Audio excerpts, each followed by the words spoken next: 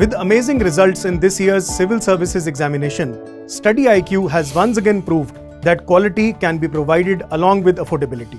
हमारे P2I यानी Prelims to Interview 2025 live batch में you will get 1000+ hours की live classes, 1-to-1 mentorship, daily answer writing practice, success in prelims crash course, 18 books covering all GS subjects, interview guidance program, and the most important, mains residential program where all prelims cleared students will be called to Study IQ campus in Delhi at no additional cost. Batches English, Hindi और English तीनों में available हैं. For any query, call 079-7142-0466.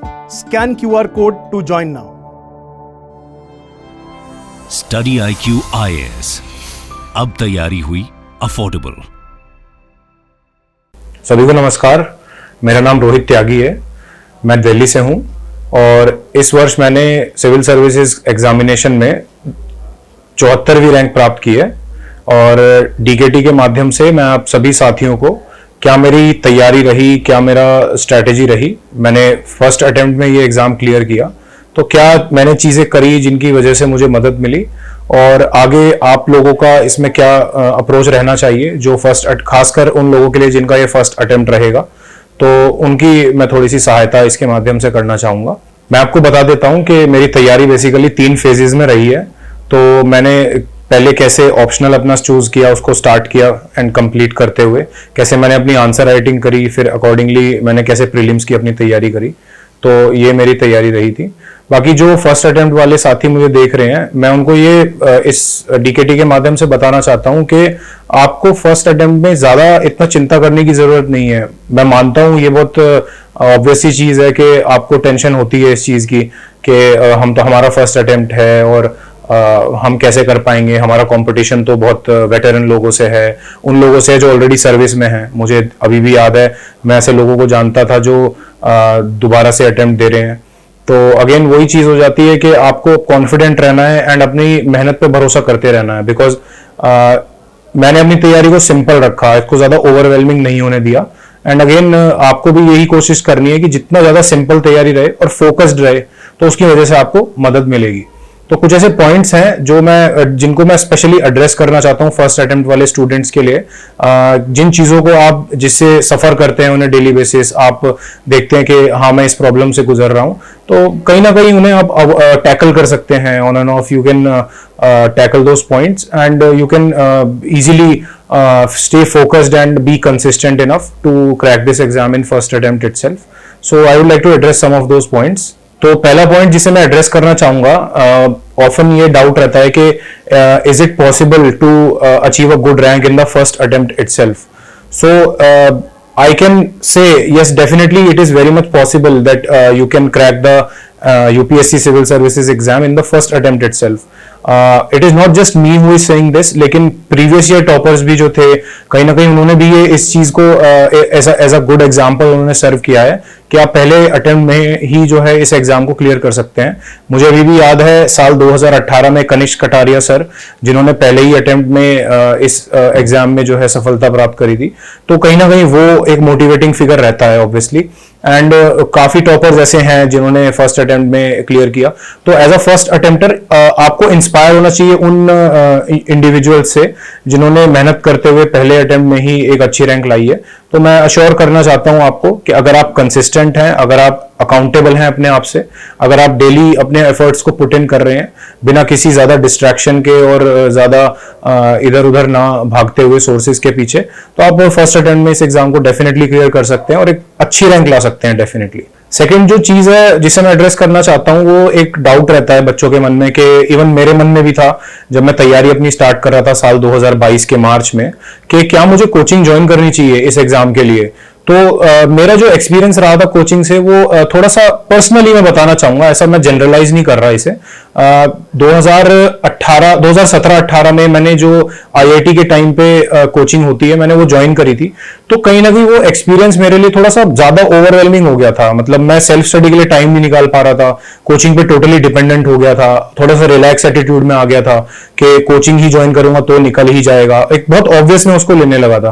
तो जब वो exam नहीं हो पाया, फिर मुझे आईआईटी में एडमिशन नहीं मिला, आईआईटी एडवांस का जो एग्जाम था वो मेरा रह गया था, तो मैंने फिर अब एक थंब रूल बनाया कि सेल्फ स्टडी को ज्यादा इंपॉर्टेंस दी जाएगी एंड कोचिंग अगर जरूरत पड़ेगी तो मैं ज्वाइन करूंगा। तो लाइकवाइज मैंने फिर साल 2022 में अपनी तैयारी स्टार्ट करी थी। तो कोचिंग की ऐसे मैंने स्पेसिफिक मदद नहीं ली थी, और मैंने जो है टेस्ट सीरीज पे मैं डिपेंडेंट था। वो मैं अभी वीडियो में आगे मैं आपको मेंशन करूंगा कौन सी वो टेस्ट सीरीज रही, कौन सा वो अगर कोई क्रैश कोर्स लिया गया जिससे रिवीजन हो जाए क्विकली टाइम बचाने के लिए, तो क्या वो रहा वो मैं आपको बताऊंगा।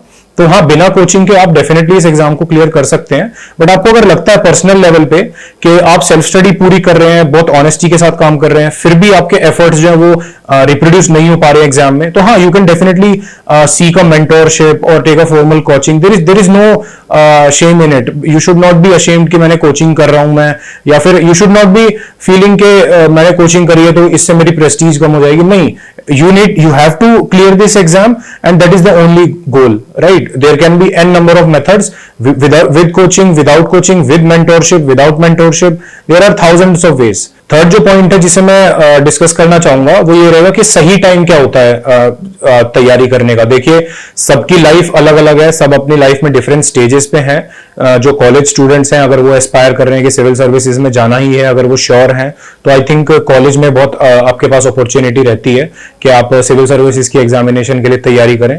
तो आई थिंक एनीवेयर बिटवीन जो आपका लास्ट ईयर होता है उसके लास्ट सेमेस्टर से या फिर उससे सेकेंड लास्ट सेमेस्टर से आप फिगर आउट करना स्टार्ट करें, अपनी बुक लिस्ट को फिक्स करें। मैं भी अपनी बुक लिस्ट आपके साथ साझा करूंगा आगे। तो कहीं ना कहीं आप प्रीवियस ईयर टॉपर्स के जो हैं टॉपर्स टॉक्स हैं उनको देखिए, उनसे काफी इंस्पिरेशन और काफी एक जानकारी मिलती है कि आपकी क्या अप्रोच रहनी चाहिए, स्ट्रैटेजी क्या रहनी चाहिए। फर्स्ट अटेम्प्ट है तो फर्स्ट अटेम्प्ट वालों को देखिए, आपका ऑप्शनल जिनसे मैच करता है, जैसे ज्योग्राफी था मेरा तो ज्योग्राफी वालों को आप देख सकते हैं। मैंने पर्सनली डीकेटी पे बहुत जो थे टॉपर्स रहे हैं हमारे प्रीवियस ईयर, उनकी ज्योग्राफी की स्ट्रैटेजी देखी, फर्स्ट अटेम्प्टर्स की स्ट्रैटेजी देखी, तो उनसे बहुत कुछ सीखने को मिला।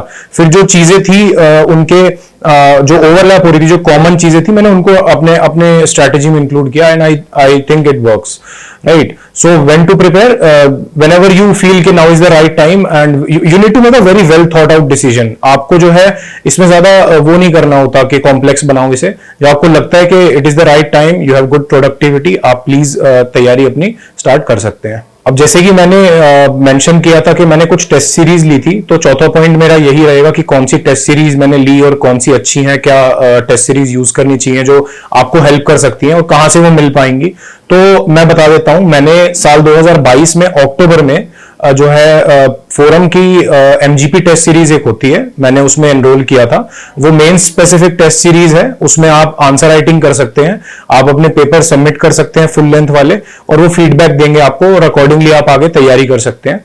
मैं एक चीज और मेंशन करना चाहूंगा कि उस फीडबैक को बहुत ज्यादा सीरियसली ना लें, उसको सिंसियरली आप अपने स्ट्रैटेजी में इंक्लूड करें। जो कुछ पॉइंट्स वो ऑब्वियसली मेंशन करेंगे, आप उन पे काम करते रहें, उससे डिमोटिवेटेड ना हो, उससे मोटिवेट हो कि आपको एटलीस्ट इतना पता चल पा रहा है कि आप किन चीजों में कमजोर है, किस पे आपको काम करना है। तो I think that would be a very good strategy. And apart from that, मैंने जो है प्रीलिम्स के लिए कोई ऐसी टेस्ट सीरीज नहीं ली थी। प्रीलिम्स के लिए अगर आप टेस्ट सीरीज अफोर्ड कर सकते हैं और सही टाइम पे ज्वाइन कर रहे हैं, जो कि अराउंड दिसंबर होगा, तो वो वेल एंड गुड है, बहुत अच्छा रहेगा। आप टेस्ट सीरीज लें, आप उनको डिलीजेंटली फॉलो करें। मैंने जो किया था वो ये था कि मार्केट में टेस्ट सीरीज अवेलेबल होती है, मैं मार्केट से टेस्ट पेपर्स उठा लाया, मैंने हर सब्जेक्ट के 2-2 सेक्शनल टेस्ट दिए और उसका फुल लेंथ टेस्ट दिया एक-एक। देन मैंने विजन का अभ्यास एक प्रोग्राम होता है, उसमें 3 बेसिकली टेस्ट होते हैं, उसमें जीएस प्लस सीसैट दोनों है, मैंने वो अटेंड किया। वो बेसिकली ओपन मॉक्स होते हैं, तो उसमें आप जाके वहां पे रियल टाइम जैसे एनवायरनमेंट में दे सकते हैं। तो जैसा एग्जाम में होता है कि बहुत सारे बच्चे होते हैं आपके आसपास और उसमें आप नेक टू नेक कंपटीशन कर रहे होते हैं, पेपर्स डिस्ट्रीब्यूट होते हैं, क्लॉक एकदम से रिंग होती है, बेल जो होती है, तो आप उस तरह से अपने आप को एक्लेमेटाइज कर सकते हैं। अपार्ट फ्रॉम दैट फोरम भी सिमुलेटर्स कराता है, तो 4 सिमुलेटर मैंने जीएस प्लस सीसैट दोनों थे वो उसमें एनरोल किया। ये फिर भी अफोर्डेबल रहते हैं, फुल टेस्ट सीरीज थोड़ी सी कॉस्टली हो सकती है कुछ लोगों के लिए, सिमुलेटर और अभ्यास फिर भी अफोर्डेबल है। तो आई थिंक 1000 एंड 2500 अप्रॉक्स उनके प्राइस हैं, तो आप इसे कंसिडर डेफिनेटली कीजिएगा। इसका मेन मोटिव यही है कि आप रियल टाइम एनवायरनमेंट में जो है एग्जाम देंगे तो थोड़ा सा आप यूज टू हो जाएंगे। एंड अपार्ट फ्रॉम दैट मॉक्स और जो सिमुलेटर्स हैं, इनके अलावा मैं कहूंगा कि प्रीवियस ईयर की बहुत इंपॉर्टेंस है। प्लीज मॉक टेस्ट सीरीज के आड़ में उसे नेग्लेक्ट मत कीजिए। प्रीवियस ईयर आपका एनालिसिस जो है वो आपको गूगल की मदद से ये हिंट दे देंगे कि क्या आगे पूछा जा सकता है, कैसे उसको हमें तैयार करना है, और लाइकवाइज आपकी आगे की जर्नी जो है वो थोड़ी सी सिस्टमैटिक और डायरेक्शनल रहेगी। वो एक गाइडिंग लाइट की तरह आपको मदद करेंगे। अब मैं थोड़ा सा टेस्ट सीरीज के बारे में और बात कर लेता हूं। तो बच्चों को ये रहता है कि मैंने अपने सारे टेस्ट नहीं दिए, क्या मेरा प्रीलिम्स नहीं हो पाएगा। तो बेसिकली जो जिस चीज को मैं एड्रेस करना चाह रहा हूं वो फोमो जो है रहता है बच्चों में। तो प्लीज आप एक थंब रूल बना लीजिए कि कोई भी एक ऐसी चीज जरूरी नहीं है कि जिसके होने ना होने से कुछ आपकी तैयारी में बहुत ज्यादा फर्क पड़ेगा। और फॉर एग्जांपल अगर आप कोई पर्टिकुलर टेस्ट छोड़ देते हैं, तो अगर आपने वो टेस्ट छोड़ दिया तो आपका एग्जाम नहीं क्लियर हो पाएगा। आई एम सॉरी, ऐसा कुछ भी नहीं है। चीजें छूटेंगी और आपको मैच्योर इनफ रहना पड़ेगा कि कुछ चीजों को करने के लिए कुछ सर्टेन चीजें छोड़नी पड़ेंगी। तो इनपुट आउटपुट रेशियो जिसमें आपको बेटर लग रहा है कि कम एफर्ट्स में ज्यादा आउटपुट मिल पा रहा है, आपको पहले प्रायोरिटाइज करना चाहिए उन चीजों को, उन्हें कवर कीजिए, फिर जो बची हुई चीजें हैं आप उन्हें कीजिए। तो बेसिक जो हम रूल रहेगा वो ये है कि बेसिक मिनिमम स्टैंडर्ड सोर्सेज आपको कवर कर लेने हैं, देन अकॉर्डिंगली आपको ऊपर बढ़ना है और चीजें जो value addition and all that आप उन्हें कंसिडर कर सकते हैं। अगली जो चीज जिसे मैं एड्रेस करना चाहूंगा वो है न्यूज़पेपर। साथियों, मैं ये इतना आपको अश्योर कर सकता हूं कि जो फर्स्ट टाइम ये एग्जाम दे रहे हैं उनके लिए न्यूज़पेपर बहुत ज्यादा इंपॉर्टेंट है। और मैं ऐसा नहीं कहूंगा कि न्यूज़पेपर आप करेंगे तो ही आपका सिलेक्शन होगा, लेकिन प्लीज ट्रस्ट मी, मेरा फर्स्ट अटेम्प्ट था एक ऐसी चीज जो मैंने डेली करी बाकी चीजों से इररिस्पेक्टिव, वो था न्यूज़पेपर। न्यूज़पेपर ने मेरी इतनी मदद करी है कि मैं साइंस बैकग्राउंड से था, ह्यूमैनिटीज में मेरा कोई ऐसा एक्सपर्टीज भी नहीं रहा कि मेरा माइनर सब्जेक्ट कुछ ह्यूमैनिटीज रिलेटेड रहा हो अपनी इंजीनियरिंग में। तो न्यूज़पेपर एक ऐसी चीज थी जिसने मुझे हमेशा इस तैयारी से कनेक्टेड रखा। मैं मानता हूं न्यूज़पेपर का इतना रोल है कि वो आपका ओपिनियन, आपको एज एन इंडिविजुअल काफी एनरिच कर देता है, आपके ओपिनियंस को फ्रेम करता है।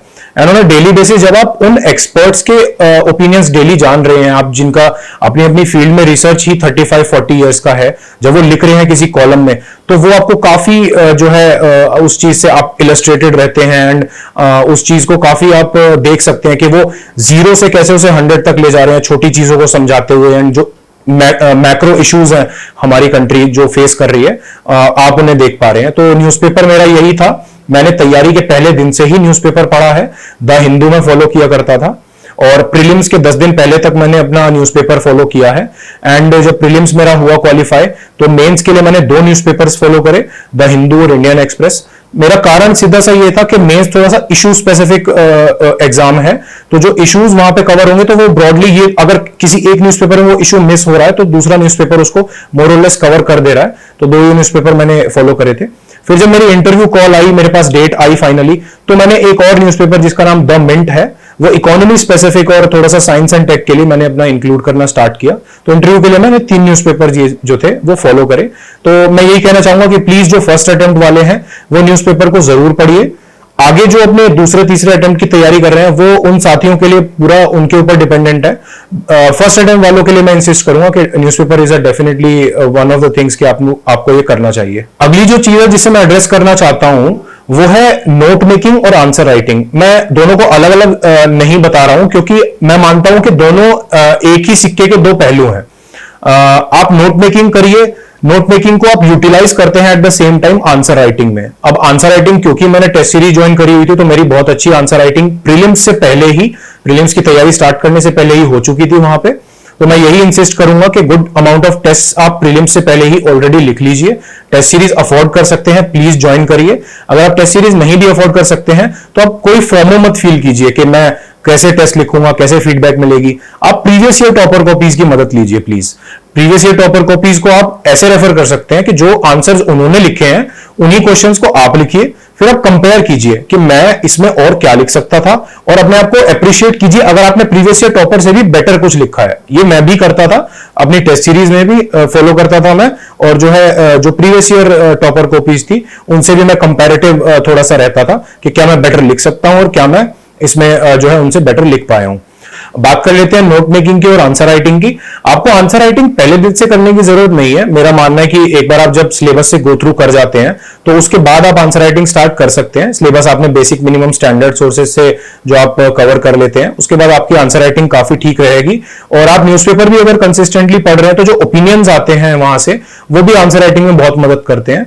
नोट मेकिंग कुछ इस प्रकार रखिए कि आप सिलेबस को लीजिए और उसमें टॉपिक्स जो भी मेंशन्ड है उसको आंसर शीट पे ऊपर कैपिटल लेटर्स में लिखिए, और उसके रिलेटेड पॉइंट्स जो भी हैं आप जो नोट्स में लिखना चाहते हैं अपने स्टैंडर्ड सोर्सेज से, जो भी कोचिंग मटेरियल आप रेफर कर रहे हैं, जो भी ऑनलाइन ब्लॉग से आप पढ़ रहे हैं, जो भी हिंदू या इंडियन एक्सप्रेस से आपको पॉइंट्स मिल रहे हैं, नीति आयोग की जो रिपोर्ट्स हैं, पीआरएस की जो रिपोर्ट्स हैं, कहीं ना कहीं सेंटर फॉर पॉलिसी रिसर्च की जो रिपोर्ट्स हैं, ये काफी ऐसे ऑर्गेनाइजेशंस हैं जो रिपोर्ट्स लिखते हैं।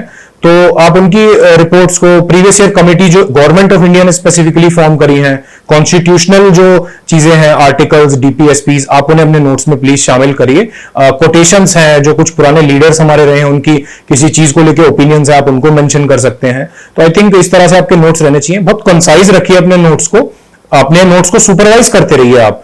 मैं मानता हूं कि पहली बार में नोट्स बनाना बहुत डिफिकल्ट होता है, बट अगेन आपको कहीं ना कहीं से शुरुआत करनी पड़ेगी। 2-3 रीडिंग लीजिए अपने स्टैंडर्ड सोर्सेज की और नोट्स बनाइए।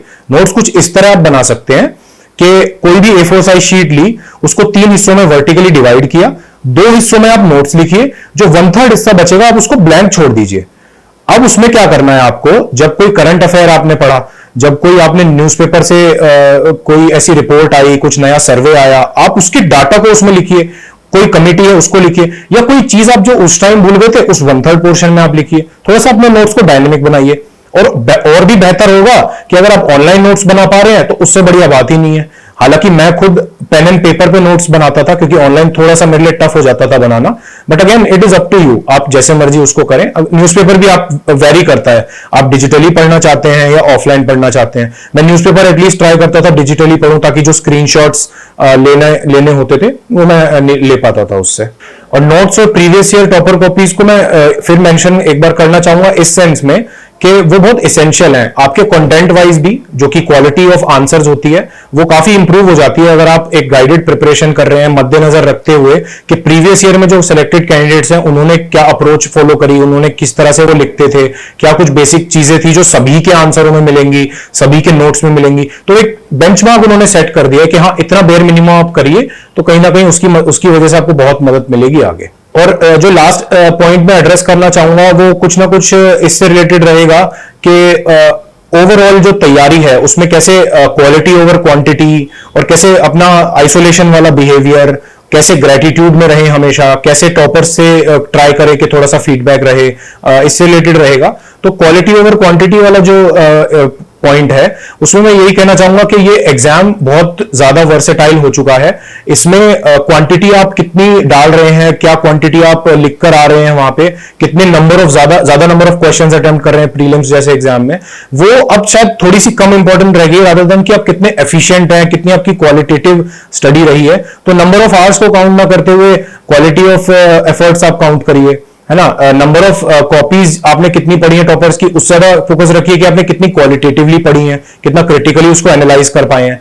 और मैं एक चीज बहुत क्लियर कर देना चाहता हूं कि प्लीज अपने इस प्रिपरेशन को इटसेल्फ एक ग्रेटिट्यूड की तरह लीजिए। आप हम्बल रहिए कि आप एटलीस्ट इस एग्जाम के लिए तैयार कर पा रहे हैं। कि बहुत से लोग होते हैं जो लाइफ में स्ट्रगल्स रहती हैं, किन्हीं कारणवश वो एग्जाम में अपीयर नहीं कर पाते, तैयारी नहीं कर पाते, वो डिजर्व करते हैं, वो मेहनती होते हैं। तो please be always humble, respect your elders always. Parents का आप सपोर्ट बन के रहिए, पेरेंट्स आपको सपोर्ट कर रहे हैं, आप प्लीज पेरेंट्स को सपोर्ट करते रहिए। मेरी आपसे यही रिक्वेस्ट रहेगी। तो सभी साथियों को मैं यही कहना चाहूंगा कि अपनी तैयारी कंसिस्टेंटली और हार्डवर्क के साथ करते रहिए। आपको नहीं पता कि आगे क्या होगा, बट ट्रस्ट में किसी को भी नहीं पता। ये चीज मुझे भी यकीन नहीं था कि मेरी डबल डिजिट रैंक आ जाएगी। तो प्लीज अपने आप में भरोसा रखिए, अपनी तैयारी में भरोसा रखिए। जो लोग आप में भरोसा रखते हैं उसको as a source of motivation आप ट्रीट करिए, और just always be humble and thankful to God. So DKT के माध्यम से मैं सबको ऑल द बेस्ट कहूंगा, और आई thank DKT for providing me this opportunity. So guys, thank you very much, have a nice day.